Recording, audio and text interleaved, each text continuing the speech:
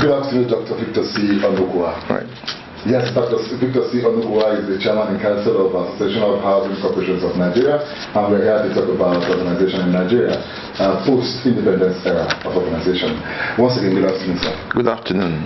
Before we begin the hit too hard for the Kaiwa comfort or more like this, so I would like to make you first of all tell us, since you assumed office as the Chairman and Council of Association of Housing Corporations of Nigeria, AHCN, what will be those challenges what you say you meet on the ground, and how have you been able to fix them? Well, thank you. Very brilliant question. Prior to this time, the Association of Housing Corporation of Nigeria had been the heartbeat of housing solutions in Nigeria. It was through the enactment of all the policies and all that emanating from AHCN that Federal Housing Authority was established, Federal Mortgage Bank was established, and so many other policies. Government took it seriously. And also, of course, government looked up to the housing corporations, both at state and federal level, for the implementation of their housing policies, even up to Chef Shagari era, and of course, Alhaji Jakande in Lagos then. But with the advent of the Second Republic and the Third Republic, it has been the game has changed. Most governors are not implementing housing policies. Instead, they have ad hoc housing solutions. Some come in with all sorts of things. Even when they wouldn't want to use the housing corporations to implement their housing programs, even the ministries of housing they create, they seldom use. You find out some of them having some of their cronies. They are called special advisors on housing to start up with one housing project or the other that are not sustainable. So that has affected the whole thing. And since I came into office, we've tried to change the narrative. We've tried to take it back to the governors to say it cannot be business as usual. Okay. Yes, and that is what we are doing. In fact, we are planning to have a meeting to address the governors forum. Okay. Yeah, to take it to the general committee. We have been talking to state governments or governors one by one, but we want to now get to the forum. And we have come up with certain things. We have signed the MOU with the Family Home Funds, with Federal Mortgage Bank, and all that to ensure that housing takes the forefront once more through the housing corporations, both at federal and state level. Remember, the association is an umbrella organization for Federal Housing Authority and all the federal housing agencies that have to do with housing, and all the state housing corporations. So we have been able to reposition it. Well, so far, you've been able to reposition it. Okay, now let's get down to business, Dr. Victor Onukwa. Urbanization, we all know, is the trend ongoing right now in developing countries, with particular reference to Nigeria. Right. If you look around us now, people don't know what they leave their villages, they come to cities, to urban centers, for reasons best known to them. Those days, the pre-colonial era used to be because of trade. You see some people go out and leave their villages and they go to urban cities for trading and politics. But today, so many youth and people leave their villages for reasons best known to them. So how would you describe urbanization in Nigeria in recent times? Let's talk about post-independence era urbanization, the overview of urbanization in Nigeria. Okay. Unfortunately, again, there's nothing like urbanization anymore. And when we talk about people, yes, before people used to migrate from the rural to urban. That's rural-urban migration for greener pastures. Even in the urban settings, there's no more, the greens are no more, there's no pasture. the pastures are no more green. Yes, and there are no jobs in the first, no business and all that. So what do you find? They come in, so you create all sorts of squatter settlements, and then of course crime rates increase because they are jobless. There's no job. The businesses are at their lowest. So what we are, I'm giving a kind of addressing the nation on the 5th of October during the World Habitat Day. What we have, also that's one of the things we have instituted since we came in. Every first Monday of every year is World Habitat Day, and we want to tell the nation every year, starting from this year, the state of the nation's housing. So every World Habitat Day we have to, address the nation on the state of the nation's housing. And for this year, it's going to be on the October 5th. In that address, let me give you a snippet of what we intend to do.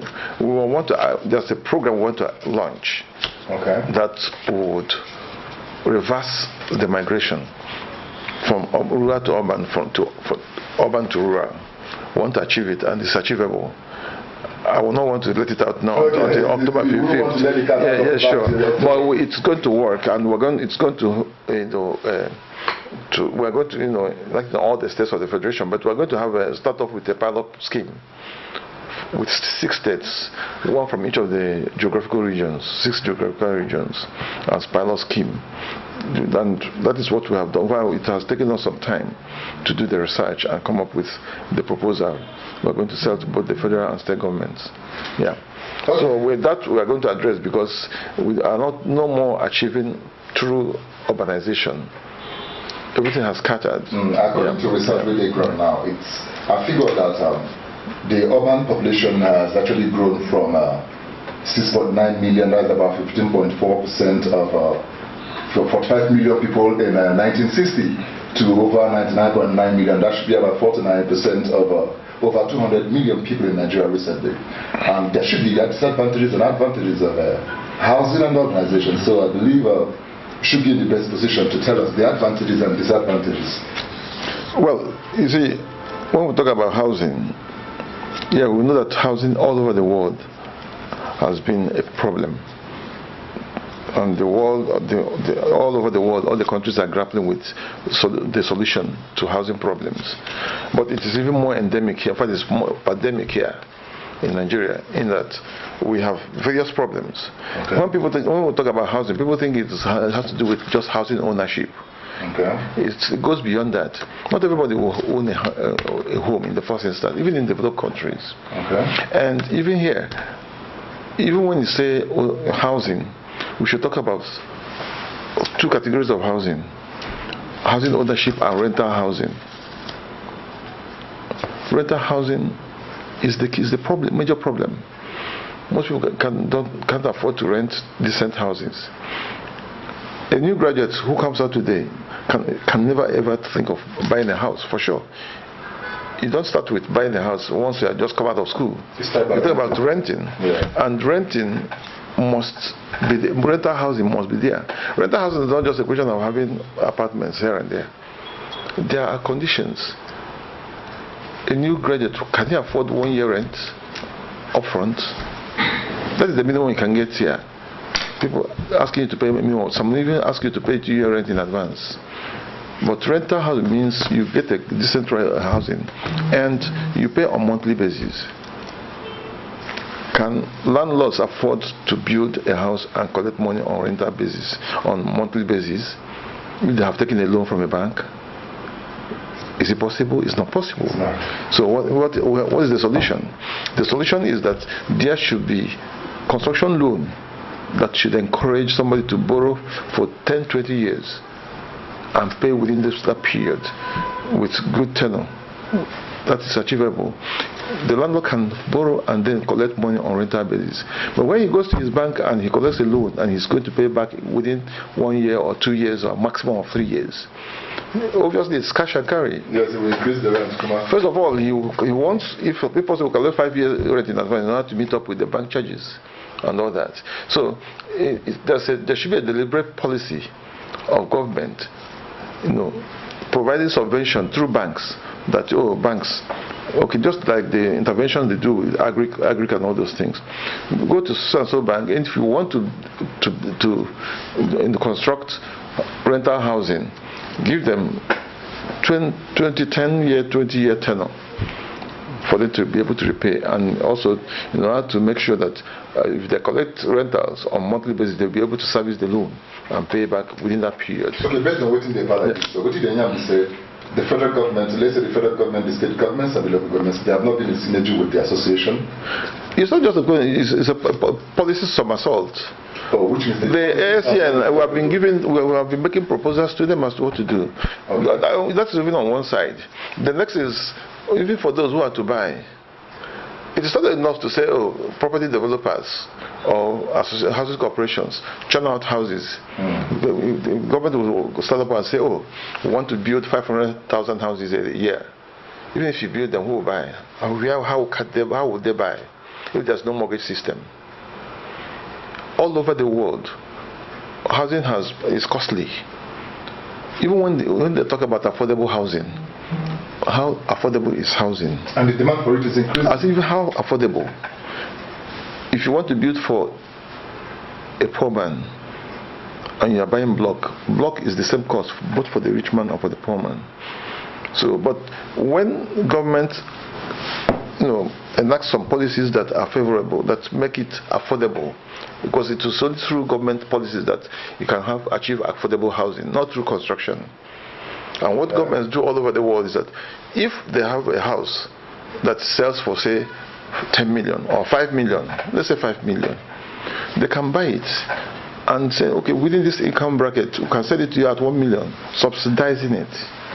That it becomes a deliberate government policy to subsidize for a certain category of income bracket. Okay. And that is why in London you have council houses. In the US you have also some rental houses that belong to the council government, subsidized. People can buy. Now, even if you place a house for 1 million naira, how many Nigerians can buy? Even those who are even the middle income, how many people can save 1 million naira? Means of livelihood there is very hard. It's not just that. So what I'm saying is that housing purchase or ownership all over the world is predicated on sound mortgage system. Okay, and we don't have that in Nigeria. We don't have that at all. So how do we fix that? Government should make it work. And to make it work, also it has to do with policies, policy implementation, policy direction.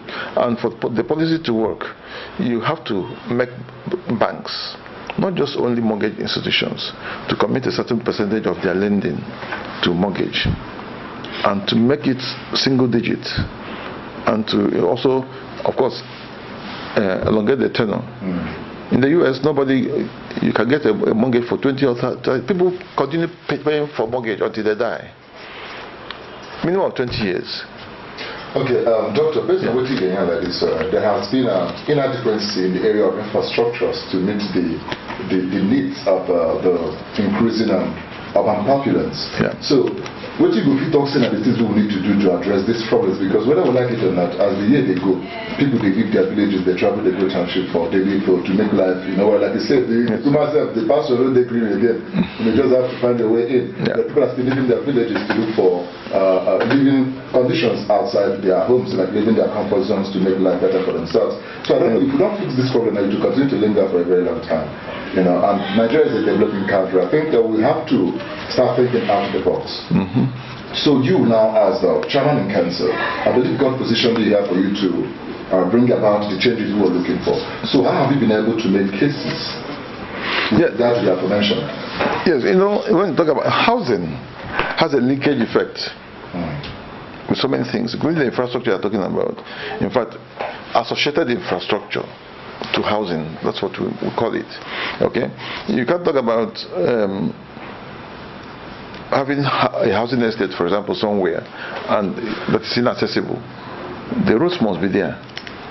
And again, through government deliberate policies, low-income people should live at the city centers and not rich people. Okay. Because of journey to work. Okay. Yes. Okay. In developed countries, rich people, millionaires, they live in the suburbs. Do you see that happening in Nigeria? But that is, we need a total reorientation. Indeed. Okay.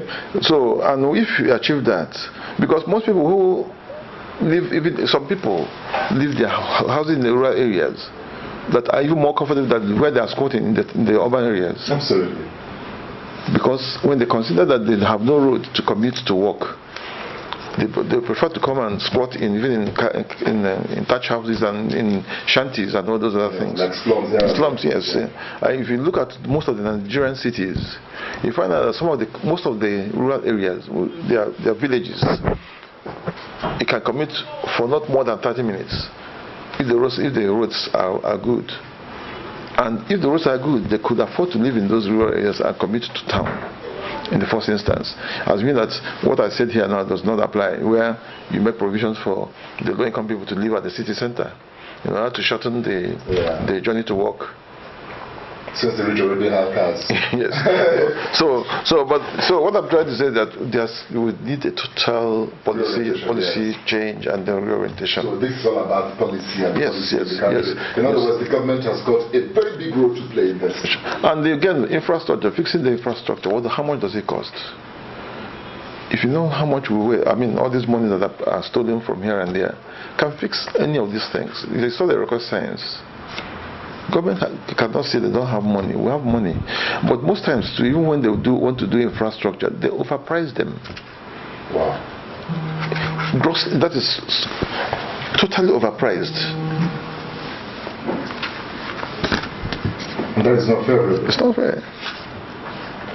So, but we want to continue. Let me tell you one thing we want to take to the governors, is that if you do not use housing corporations for your programs, whatever you do, even if you succeed in erecting, say, a housing estate, it should not live beyond your tenure. Whether you have 1 year tenure, one single tenure of 4 years, or you have your maximum tenure of 8 years, the moment you go, because it's not just a question of erecting the houses, facility management of the houses after erection, even collection of ground rent and all those other things, they are not well documented. But these housing corporations are well instituted. They have the structure, they have the personnel, the professionals that will drive this forever. With your official template you've placed on the table, yes, how ready are you to deal with saboteurs? Because in this quest there must be saboteurs, people who are willing to sabotage the effort. Let me also tell you this. This is the first time somebody from the private sector is heading ISCN. You see what I'm talking about. And according to what they say, I'm in a position to confront the government because I don't belong to the public sector. Before, if you are the president of ISCN and you are from, say, Federal Housing Authority or Niger State Housing Authority or Imo State Housing Authority, you are still on that. There's a statement you make and your job is on the line. You come back to they'll fire you. Yes, yes, sure. It has happened. Even something happened recently in one of the states, where the state governor felt that the housing corporation person, we went for a conference, and he took us, the managing director of the state housing corporation took us on a courtesy visit to somebody whom the governor considered his enemy. And the next morning he got his sack letter. And that ends it. Yes. And that is why I see nothing is working in the country. Yes, sir, but we are in a position to confront them head on. No, I'm not going to be sacked by anybody now from my regular job. No, would they remove me as president, as the president of Housing? So we are, but we are not just going to confront them for confrontation's sake. We want to dialogue. We want to even use moral suasion if possible, to say, please let us have a rethink. You can still do the same thing you want to do with your SA, with the corporation. After all, you are employing them. Even if you want to do some untoward things, you can tell them, look, do this or I'll fire you. But the most important benefit of using them, housing corporations in the states, is that you have documentations, you have records that will go live after you, and that makes housing provision and housing delivery sustainable. And these are some of the things we want some of the reforms we want to bring back again. Wonderful. Yeah. So far, so good. You've been listening to us. It's the family meeting. We're talking about urbanization in Nigeria. So far, so good. And I've got in the building Dr. Victor C. Onukwa. He's the chairman and council Association of Housing Corporations of Nigeria, AHCN. He's highlighted his templates, official templates for us, and so far we say so good. Back to the matter, sir. I would like to reason. Now, we don't highlight some of the problems where they face the matter and how would I go about them. Now, what would be your advice for the government? How to really fix this? Now, we'll talk about factors like overpopulation. We'll talk about criminal tendencies like when people leave their villages to township. Like I said earlier, people leave their villages now for township to go and do businesses that are just illegal. So I don't know, how is your corporation trying, how hard are you working as the chairman in council to tackle this particular problem? Because if you don't talk about development, why people are fighting to bring down development? Yes. Well, population problem is population problem. As an association of housing corporation, we may not be in the position to control population, okay? But what we are saying is that we can plan. Unfortunately, the data is not there to even do planning. Even what we are talking about, we are how many? 200 and something, 100 something million people, but they might even be up to 200 million. The housing statistics, we said we have a deficit. How did they come up with the figure? And what figure do we have for those who actually need to buy or buy houses? And what figure do we have that for those who want to rent houses? And like I said, there are two options: to buy or to rent. So if you don't have the statistics, because our population figures are not realistic at all. You know, we have a national population commission. Yes. Where so many things have happened, untoward things have happened. Some people have lost the leadership of this thing because some people felt that they're going to expose them. National politics. So long as the politics is there, we must continue to have inflated population, and therefore control becomes very, very difficult. Wow. Especially where the government is not even having matters. That is the government I'm talking about. Okay, yeah. That's very, very nice. So I would love to ask you, where do you see the housing sector in the next 10 years, considering all the highlighted challenges already? Nigeria is virgin. It's a virgin place for housing business to thrive, for property business generally, but in particular housing. Okay. Because we need a lot. We need to do a lot. Even with the absence of mortgage system, even with the low earnings of people, the business is lucrative. Not to talk about when we have the real system, where we have a mortgage system, where we have a single-digit loan facility for construction loan, where you have a long tenure. The sky will be the limit. So what I'm trying to say is that we are trying to, again, what are the problems that mitigate a proper mortgage system in Nigeria? Some of the laws, our foreclosure laws are not there at all. There's no foreclosure law. We must have to ensure that it works. We have to talk about taxation. How do you tax investments or in housing? Some amount to the double taxation. So we must enact some of these. We must review our laws. Our land use law is outdated. So all this, and then with titling, you must have laws that ensure that you have separate titling companies, so that as you are doing your transaction today, you are getting your title in a week's time, in 2 weeks' time. The problem with all these laws, the secret all these laws finish from based on what they have for the country. These leaders come up with a plan where they compromise the whole laws. And that's it. Never work. Well, let us even have it existing. Yes, we have the Land Use Act, of course, and you know that in all the states, the land is vested in the government. And the governor, most governors will not sign a COO, will not even delegate the sign of CFO to anybody. And most of them don't sign even throughout their tenure. They don't sign CFOs. Some just take it as casual as ever. But all businesses happen on land. And if you do not have a title, you can't even talk about going to borrow money. So it takes months and years for you to even get title to do a meaningful business with your land, with your property. So all these narratives must have to change. You talked about the creativeness. Let's now look at the real estate investment.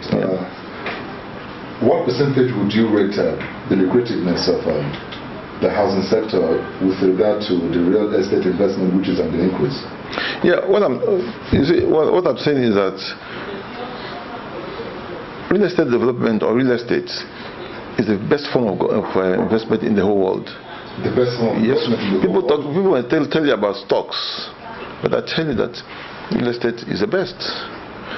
even with what has happened with stocks now, stocks crashing and all those other things, which was the major advantage it had over housing or real estate, liquidity. That is, you can always sell your stock at any point and get your money. Whereas if you own this building, let's say this building is valued for 100 million, and probably you need 5 million to solve your problem. You need to sell the whole building in order to raise the money.